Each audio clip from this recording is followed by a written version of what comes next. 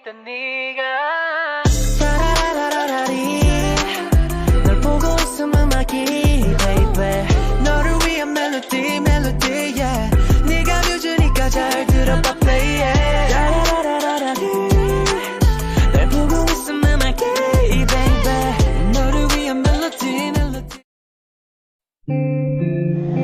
Assalamualaikum warahmatullahi wabarakatuh. Annyeonghaseyo. Salam sukses buat semuanya. Balik lagi bersama aku, mahasiswi SDI Al-Musadadiyah Garut. Oke guys, sebelumnya aku mau ngingetin nih buat kalian, jangan lupa makan ya hari ini. Karena apa? Karena kita butuh tenaga dan pikiran yang ekstra buat nyiapin tugas-tugas selanjutnya ya. Semangat! Oke, sebelumnya perkenalkan kami dari kelompok 11 pengembangan dan inovasi kurikulum yang terdiri dari saya sendiri, Rahmatika Ameliani, dan ada Muhammad Ajis Nurrahman, ada Rizka Sintia Dewi, dan yang terakhir ada Sahrul Fadil. Nah, di sini kami akan menampilkan sebuah video pembahasan mengenai pengembangan dan inovasi media dan teknologi pada pembelajaran pendidikan agama Islam. Pada mata kuliah apa? Mata kuliah pengembangan inovasi dan kurikulum yang diampu oleh Bapak dosen kita, yaitu Bapak Ceceng Salamuddin MAG. Oke, selamat menyaksikan. Pada kesempatan kali ini kita akan membahas tentang pengembangan dan inovasi media dan teknologi pembelajaran PAI. Maka dari itu, kita harus tahu karakteristik media dan teknologi pembelajaran PAI. Simak ya video berikut ini. Kata media berasal dari bahasa Latin yang merupakan bentuk jamak kata medium. Secara harfiah, media berarti perantara, yaitu perantara antara sumber pesan dengan penerima pesan. Beberapa hal yang termasuk ke dalam media adalah film, televisi, diagram, media cetak, dan sebagainya. Adanya media dirasakan memang sangat membantu proses belajar. Hal tersebut dikarenakan guru akan mudah dalam kegiatan mengajarnya, serta dapat meningkatkan perhatian siswa pada kegiatan belajar. Dalam aktivitas pembelajaran, media dapat didefinisikan sebagai sesuatu yang dapat membawa informasi dan pengetahuan dalam interaksi yang berlangsung antara pendidik dengan peserta didik. Dalam aktivitas pembelajaran, media dapat didefinisikan sebagai sesuatu yang dapat dijadikan sarana penyaluran komunikasi dan pesan. Dalam kegiatan belajar mengajar, media merupakan sesuatu yang sangat baik dan bermanfaat, di mana sebagai sesuatu yang bisa menjadi penghubung komunikasi antara guru dan siswa. Gerlach dan Eli mengemukakan 3 karakteristik media berdasarkan petunjuk penggunaan media. Yang pertama, ciri fiksatif, yaitu yang menggambarkan kemampuan media untuk merekam, menyimpan, melestarikan, dan merekonstruksi suatu peristiwa atau objek. Yang kedua, ciri manipulatif, yaitu kemampuan media untuk mentransformasikan suatu objek, kejadian, atau proses dalam mengatasi masalah ruang dan waktu. Yang ketiga, ciri distributif, yang menggambarkan kemampuan media mentransformasikan objek atau kejadian melalui ruang dan secara bersamaan kejadian itu disajikan kepada sejumlah besar siswa di berbagai tempat dengan stimulus pengamalan yang relatif sama mengenai kejadian tersebut. Karakteristik media pembelajaran dalam RIMA 2016. Yang pertama, tujuan pembelajaran jelas. Yang kedua, materi pembelajaran disajikan sesuai dengan kompetensi. Yang ketiga, kebenaran konsep. Yang keempat, alur proses pembelajaran jelas. Yang kelima, petunjuk penggunaan jelas. Yang keenam, terdapat apresiasi. Dan yang terakhir, yang ketujuh, terdapat kesimpulan. Teknologi pembelajaran PAI. Teknologi adalah keseluruhan sarana untuk menyediakan barang-barang yang diperlukan bagi kelangsungan dan kenyamanan hidup manusia. Teknologi pembelajaran PAI adalah teori dan praktik dalam desain, pengembangan, pemanfaatan, pengelolaan, serta evaluasi tentang proses dan sumber untuk belajar. Ada 10 tren teknologi pembelajaran di 2021. Yang pertama, pembelajaran berbasis elektronik. Learning adalah pelatihan, pembelajaran, atau pendidikan yang diberikan secara online melalui komputer atau perangkat digital lainnya. Yang kedua, pembelajaran berbasis video. Ini adalah strategi dalam pendekatan dalam mengajar menggunakan video, baik itu yang berhubungan dengan pendidikan atau konseptual, untuk meningkatkan pemahaman siswa, kemampuan kognitif, dan keahlian sosial emosional.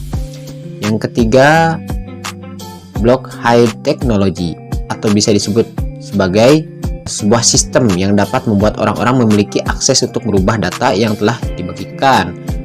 Yang keempat, big data, atau penyimpanan yang besar menjadi suatu tuntutan dari masyarakat saat ini.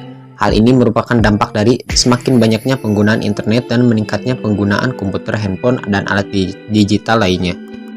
Yang kelima, kecerdasan buatan adalah cabang dari ilmu komputer yang luas berkaitan dengan pembuatan mesin pintar yang mampu melakukan tugas-tugas yang biasanya membutuhkan kecerdasan manusia. Yang keenam, analisis pembelajaran adalah pengumpulan, analisis, dan pelaporan data tentang peserta didik dan pembelajaran, bertujuan untuk memahami dan mengoptimalkan proses pembelajaran serta lingkungan sekolah. Yang ketujuh, gamification adalah sebuah elemen game ke dalam kegiatan bukan game. Game merupakan hal yang dapat menarik perhatian seseorang, baik anak-anak, bahkan orang dewasa suka dengan game. Karena itu banyak produk game yang dibuat untuk meningkatkan motivasi seseorang, baik yang berhubungan dengan pendidikan, kesehatan, industri, dan yang lainnya. Yang kedelapan, augmented reality atau virtual reality adalah teknologi digital yang dapat menghubungkan antara dunia nyata dan dunia maya. Dengan memanfaatkan VR, maka proses pembelajaran akan menyenangkan karena siswa dapat melihat sesuatu yang abstrak dan dapat mengunjungi suatu tempat. Yang kesembilan, STEAM. Ini adalah pendekatan dalam dunia pendidikan yang menggunakan sains, teknologi, engineering, the art, mathematics sebagai acuan untuk membimbing siswa memiliki rasa ingin tahu, penyampaian pendapat, dan berpikir kritis. Dan yang ke-10, social media in learning. Ini adalah manfaat sosial media yang ada seperti blog, YouTube, Twitter, Instagram, WhatsApp, TikTok, dan yang lainnya akan dapat membuat pembelajaran menjadi lebih menarik. Setelah kita mengetahui karakteristik media dan teknologi pembelajaran PAI, maka yang selanjutnya harus kita ketahui yaitu dasar filosofis pengembangan dan inovasi media dan teknologi pembelajaran PAI. Nah, kita simak kembali video berikut ini. Terdapat suatu paradigma yang menyatakan menggunakan beragam jenis media dan teknologi terkini mengakibatkan dehumanisasi. Pandangan ini dirasa kurang tepat, karena menurut Arif S. dan kawan-kawan menyatakan justru dengan banyaknya media yang digunakan, siswa menjadi lebih dihargai dalam memilih media apa yang sesuai dengan karakteristik kepribadiannya. Jika setiap siswa yang memiliki kepribadian, harga diri, kemampuan, keterampilan, dan motivasi yang beragam dihargai oleh guru, maka dengan adanya media baru atau tidak sekalipun, proses pembelajaran akan tetap humanis. Kemudian, Ibrahim yang mengutip dari Gerlach dan Eli menjelaskan 3 kemampuan yang dimiliki oleh media, diantaranya yang pertama, kemampuan fiksatif. Media mampu menangkap, menyimpan, dan menampilkan kembali objek yang dituju. Dengan kemampuannya ini, memudahkan pengguna apabila sewaktu-waktu membutuhkannya ketika digunakan dalam proses pembelajaran. Yang kedua, kemampuan manipulatif. Media memiliki kemampuan untuk memanipulasi objek dari segi ukuran, bentuk, warna sesuka hati. Hal ini mempermudah pengguna ketika harus memasukkan objek dan disesuaikan dengan tempat yang telah disediakan. Kemudian kemampuan yang ketiga adalah kemampuan distributif. Media bisa menjangkau audiens yang cukup banyak dalam satu ruangan. Dengan jangkauannya tersebut, membuat audiens untuk bisa memahami objek dengan lebih baik. Memilih suatu aplikasi yang dijadikan sebagai media pembelajaran memerlukan perencanaan yang matang. Fakta di lapangan menunjukkan lain. Seorang guru biasanya memilih suatu media pembelajaran berdasarkan intensitas menggunakan media yang mudah dan sederhana. Merasa media yang ia gunakan sesuai dengannya dan media tersebut mampu menarik minat siswa dalam belajar. Menurut Azhar, pada tingkat yang menyeluruh dan umum, memilih media dapat dilakukan dengan beberapa pertimbangan. Yang pertama, Hambatan pengembangan dan pembelajaran meliputi faktor dana, peralatan, fasilitas, waktu, pengembangan materi, dan media, serta sumber yang tersedia. Kemudian pertimbangan kedua yaitu persyaratan isi, jenis pembelajaran, dan tugas. Isi pembelajaran beragam berdasarkan tugas dan capaian belajar, seperti menghafal, memahami, praktik, atau pada tingkat yang lebih tinggi. Setiap kategori menuntut perilaku yang berbeda pula, dengan itu perlu teknik dan media penyajian beragam. Yang ketiga, hambatan-hambatan dari siswa dengan pertimbangan kemampuan dan keterampilan awal, seperti mengetik, menggunakan komputer, mengakses internet, dan lainnya. Kemudian yang keempat adalah tingkat kesenjangan atau preferensi lembaga guru dan siswa serta biaya. Yang kelima, memilih media yang memiliki kemampuan mengakomodasi, menyajikan stimulus secara tepat, respon siswa, adanya umpan balik, serta mampu mengkolaborasikan media utama dan sekunder dengan seimbang. Kemudian yang terakhir, memiliki alternatif selain media utama, sehingga siswa memiliki kesempatan berinteraksi secara beragam terhadap berbagai media. Kemudian terdapat 3 hal yang bisa dinikmati ketika menggunakan media pembelajaran secara e-learning. Yang pertama, fleksibilitas. Siswa tidak harus mendatangi tempat belajar karena bisa diakses menggunakan gawai yang kompatibel dengan hal tersebut. Ketika siswa membutuhkan materi sebagai bahan belajarnya, ia bisa langsung mengaksesnya di mana saja dan kapan saja. Yang kedua, independent learning. Siswa diberi kebebasan memegang kendali atas keberhasilan belajarnya. Mereka diberikan kebebasan untuk bebas mengakses dimanapun, kapanpun, dan dari perangkat apapun. Dia juga yang menentukan kapan harus memulai mengerjakan soal dan menyelesaikannya. Selain itu, ia juga bisa meminta bantuan kepada guru atau temannya sewaktu-waktu ketika mengalami kesulitan. Yang ketiga, biaya. Besaran biaya yang dikeluarkan terbilang kecil apabila dibandingkan dengan pembelajaran konvensional yang membutuhkan biaya besar seperti buku, listrik, guru, dan sejenisnya. Nah, setelah kita mengetahui karakteristik dan dasar filosofis, maka yang selanjutnya harus kita pelajari yaitu tujuan pengembangan dan inovasi media dan teknologi pembelajaran PAI. Mari simak kembali video berikut ini.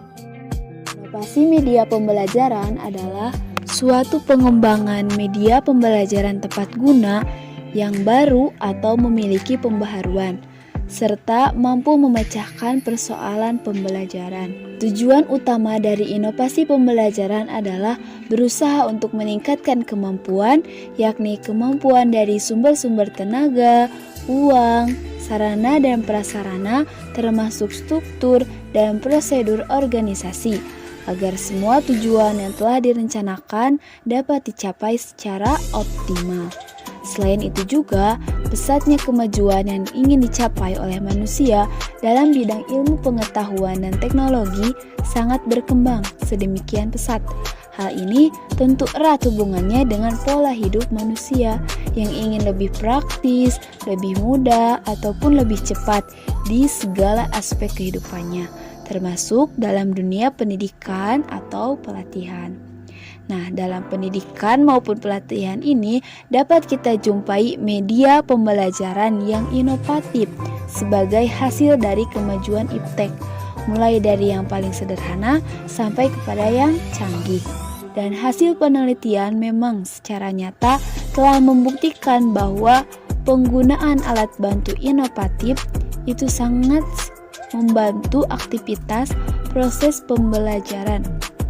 Sangat membantu aktivitas proses belajar mengajar di kelas, terutama peningkatan prestasi belajar siswa. Beberapa manfaat dari penggunaan media pembelajaran yaitu yang pertama, media pembelajaran dapat memperjelas penyajian pesan dan informasi sehingga dapat memperlancar dan meningkatkan proses hasil belajar. Yang kedua, media pembelajaran dapat meningkatkan dan mengarahkan perhatian anak sehingga dapat menimbulkan motivasi belajar, interaksi yang langsung antara siswa dan lingkungannya, dan kemungkinan siswa untuk belajar sendiri-sendiri sesuai dengan kemampuan dan minatnya. Yang terakhir, media pembelajaran dapat mengatasi keterbatasan indera, ruang, dan waktu. Media pembelajaran dapat memberikan kesamaan pengalaman kepada siswa tentang peristiwa-peristiwa di lingkungan mereka, serta memungkinkan terjadinya interaksi langsung dengan guru, masyarakat, dan lingkungannya. Misalnya, melalui karya wisata, kunjungan-kunjungan ke museum atau kebun binatang. Sedangkan tujuan teknologi pembelajaran secara umum adalah untuk memecahkan masalah belajar untuk meningkatkan kinerja pembelajaran. Karena apa? Karena untuk memecahkan masalah belajar, tidak sedikit guru yang kesulitan dalam memberikan pelajaran, sehingga ilmu yang disampaikan oleh guru tidak dapat dicerna oleh murid. Belum lagi ditambah dengan kondisi ruangan yang tidak rapi penataannya. Nah, dari problem tersebut, maka diharapkan dengan adanya pengembangan dan inovasi teknologi pembelajaran, pendidikan bisa menjawab masalah tersebut. Yang kedua yaitu untuk meningkatkan kinerja pembelajaran. Guru mengajar dengan menggunakan kapur memang masih bisa memberikan pemahaman kepada murid. Namun, ketika guru menerangkan dengan LCD proyektor itu lebih efektif, sebab akan banyak pesan multimedia dan visual yang memberikan ilmu pengetahuan dan mudah untuk dicerna oleh murid.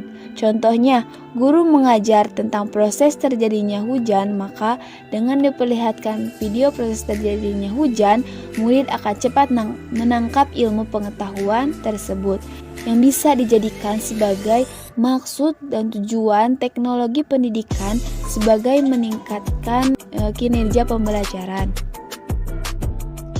Setelah kita mempelajari karakteristik, dasar filosofis, dan tujuan, kemudian untuk yang selanjutnya yaitu langkah-langkah pengembangan dan inovasi media dan teknologi pembelajaran PAI.